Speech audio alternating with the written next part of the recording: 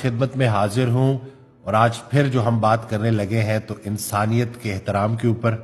انسان کو لے کے بات کریں گے کہ انسان کتنا قیمتی ہے۔ رسول اللہ صلی اللہ علیہ وآلہ وسلم کی حدیث ہے جس کا مفہوم ہے کہ اپنے بزرگوں کی عزت کرو۔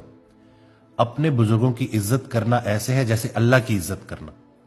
اور جو انسان اپنے بزرگوں کی عزت نہیں کرتا اس کی میری امت سے کوئی تعلق نہیں۔ یعنی کہ یہ اتنی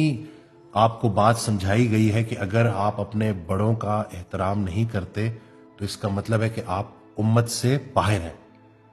تو یہ جو ادب کا ایلیمنٹ ہے، رسپیکٹ کا ایلیمنٹ ہے انسان کو لے کے، یہ بہت زیادہ ضروری ہے۔ حضرت واصف علی واصف رحمۃ اللہ ارشاد فرماتے ہیں جس کا مفہوم ہے کہ انسان کا احترام اس لیے بھی ضروری ہے کہ وہ ایک انسان جس وقت آپ کو نظر آ رہا ہے کتنے بزرگوں کے دم سے ہے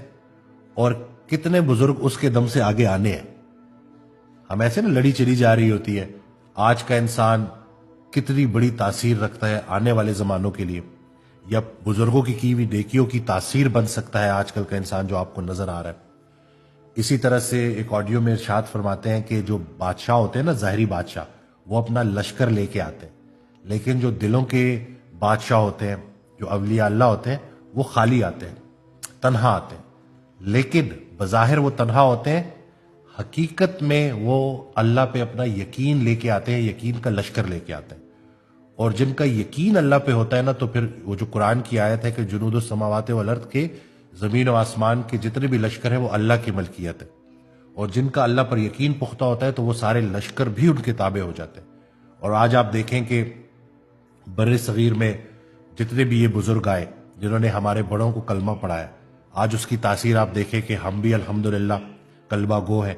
اور اسی طرح سے اللہ کے حکم سے خیر کی بات کر رہے ہیں۔ تو یہ جو انسان کو لے کے ہم جو ہے نا بالکل ایزی ہوئے ہوئے ہیں، ریلیکس ہوئے ہوئے ہیں، اور عبادت کا تو بہت خیال رکھتے ہیں لیکن انسان کی دل آزاری کرتے ہیں۔ ہم اپنی صحت کو توڑ دیتے ہیں، اپنی صحت کا خیال نہیں رکھتے، ہماری فزیکل مینٹل ہیلتھ ٹھیک نہیں رہتی، اور اس کا نتیجہ یہ نکلتا ہے کہ ہم چڑچڑپن کا شکار ہو جاتے ہیں اور پھر آگے لوگوں کی دل آزاری کرتے ہیں۔ تو یہ جو انسان کو محفوظ رکھنا ہے اپنے شر سے، ارد گرد کے انسانوں کو، اور ان کو فائدہ پہنچانا ہے، اس کے لیے ضروری ہے پہلے خود کو فائدہ پہنچایا جائے۔ تو یہ ویڈیوز آپ کے لیے اسی لیے ہوتی ہے کہ اصلاح ہوتی جائے اور آپ کے اندر وہ مثبت تبدیلی آئے، تاکہ ہم ایک بہترین خوبصورت اسلامک جو صحیح معنوں میں سوسائٹی ہے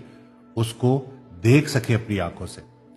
مسجد کے اندر کی زندگی اور مسجد کے باہر کی زندگی جب ایک برابر ہو جائے تو سمجھو نماز قائم ہو جاتی ہے۔ یہ حضرت واصف علی واصف رحمۃ اللہ کا بڑا پیارا جملہ ہے۔ یعنی کہ آپ مسجد میں جاتے ہیں، آپ کوئی گالی نہیں دے سکتے، آپ کوئی بڑے چھوٹے کا وہ نہیں ہوتا، سب ایک صف میں ایک برابر کھڑے ہوتے ہیں، کوئی پتہ نہیں کون کس مرتبے پہ فائز ہے، لیکن اس وقت سب اللہ کے بندے ہیں اور اللہ کے آگے پیش ہے۔ تو اسی طرح سے جب آپ مسجد سے باہر نکلیں تو آپ نے اسی چیز کو مینٹین رکھنا ہے۔ مسلمان وہ ہے